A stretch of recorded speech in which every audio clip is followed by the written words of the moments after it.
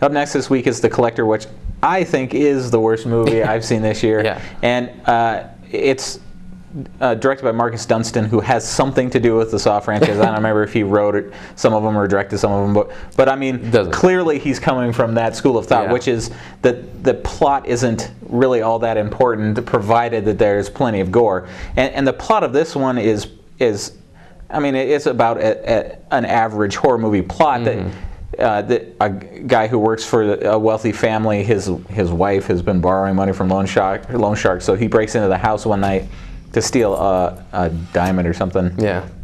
And but a serial killer beat him there, and you know, the one conceit about this movie that I couldn't get past, and I was asking myself this question the entire movie: how did this killer have time to settle this crap up? Because if you assume that Arkin, who's the hero, sort of, gets off work at 5 o'clock, goes around, messes around with his wife, then meets this businessman the sort of businessman that works out of a strip club, and they set up their deal to fence the diamond. He's really looking at a 5-hour window. No, it's almost less than that, because he has to get all the things that he does in the house done before midnight, which he does.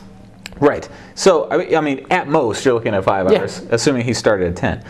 There's no way that this killer, who is credited only as the man, could have set half of this crap up. I mean, there's like acid goo in one of the bedrooms and like 100 fish hooks hanging from the ceiling in another. Razor blades attached to windows. Yeah, and he's even bear traps. Bear traps. Yeah. Really, bear traps. A room full of them. And so, I mean, I'm watching this movie, I'm like, there's this...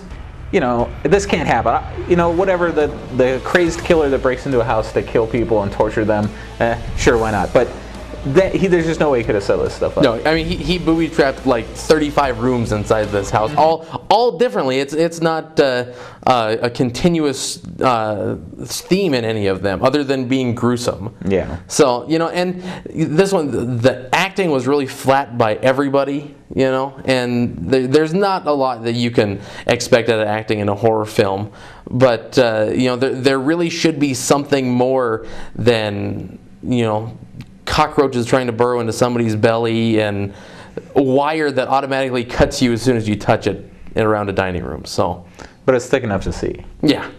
But, you know, I mean, the other question I had too is, why did he set up all these traps? Because he wasn't expecting Arkin to show up.